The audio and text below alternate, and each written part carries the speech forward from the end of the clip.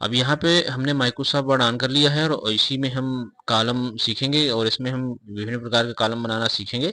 तो यहाँ पे सबसे पहले ये पेज लेआउट मेन्यू है और इसमें पेज सेटअप के अंदर ये हमारा होता है कॉलम। तो यहाँ पे इसके डाउन एरो को क्लिक करेंगे इस तरह से, तो यहाँ पे 1 2 3 लेफ्ट राइट और मोर कॉलम के अंदर कई प्रकार के हमारे 1 2 3 यहाँ से भी हम कॉलम ले सकते हैं और यहाँ से हम विद और इसकी जो स्पेसिंग है वो सेट कर सकते हैं। तो चलिए अब यहाँ पे एक के बाद एक करके सीखते हैं। तो यहाँ हम सबसे पहले, ये हमारा अभी एक है, पूरा टोटल 1 कॉलम है, तो इसको यहाँ से हम करते हैं 2 कॉलम। तो यहाँ से अब हम ये देखेंगे कि हमारे 2 कॉलम यहाँ पे हो चुके हैं। अगर हम कोई चीज़ यहाँ पे टाइप करते हैं तो ये इस तरह से यहाँ पे इधर नहीं जाएगा क्योंकि ये कॉलम हमारा हो चुका है। और इसकी दूसरे कॉलम में लिखने के लिए हमको यहाँ पे चलना होगा मोर कॉलम में और यहाँ से हमें एक ऑप्शन को करना होगा। तो अप्लाई टू यहाँ पे हम करेंगे दिस पॉइंट फॉरवर्ड और जैसे यहाँ पे हम स्टार्ट न्यू कॉलम करेंगे यहाँ पे और यहाँ पे ओके करेंगे तो ये हमारा इधर इसमें इसमें लिखने लगेगा इस तरह से। इस तरह से हमारा यहाँ पे लिखेगा। तो यहाँ पे ऑलरेडी हमने 2 कॉलम बना लिए हैं और चलिए और चलते हैं आगे, समझते हैं इसमें। तो यहाँ पे हम 3 कॉलम कर सकते हैं और इसी तरह हम 3 कॉलम लेफ्ट, इस तरह से राइट, यानी कि राइट का हिस्सा थोड़ा सा कम हो जाएगा और लेफ्ट का बड़ा हो जाएगा इस तरह से यहाँ पे।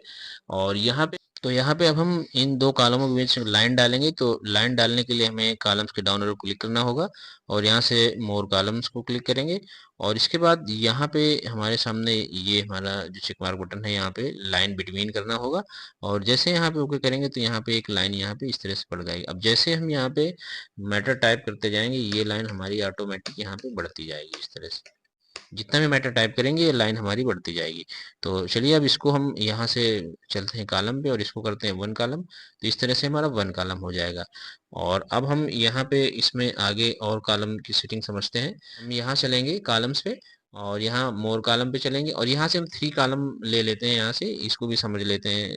तो ये हमारे 3 कॉलम हो गए हैं, हमारा कॉलम 1, कॉलम 2 और ये कॉलम 3। और इनमें हम विभिन्न मैटर लिखने के लिए हमें दिस पॉइंट फॉरवर्ड का यूज करना पड़ेगा। यहाँ से फॉन्ट को थोड़ा सा बड़ा कर लेते हैं और यहाँ पे अब हम यहाँ पे कोई मैटर टाइप कर रहे हैं तो ये इस तरह से हमारे 1 कॉलम में आ रहा है। और हमें दूसरे कॉलम पे जाने के लिए हमें यहाँ पे कॉलम पे जाना होगा और यहाँ पे हमें फॉरवर्ड पे क्लिक करना होगा। तो यहाँ मोर कॉलम पे चलते हैं और यहाँ से हम जाते हैं होल डॉक्यूमेंट के नीचे हमारा दिस पॉइंट फॉरवर्ड और यहाँ से स्टार्ट न्यू कॉलम करेंगे तो ये ओके करने पे हमारा कर्सर इधर आ जाता है इस तरह से। और इसी तरह से हम 3rd कॉलम पे चलने के लिए हमें फिर से यहाँ पे चलना होगा कॉलम पे और यहाँ से मोर कॉलम पे करेंगे और यहाँ से हम 3rd कॉलम में जाने के लिए यहाँ से हमें स्टार्ट न्यू करना होगा। तो उसके पहले हमें यहाँ से दिस पॉइंट फॉरवर्ड करना होगा स्टार्ट न्यू और ये इस तरह से हम तीसरी लाइन पे यहाँ पे तीसरे कॉलम पे आ जाएंगे।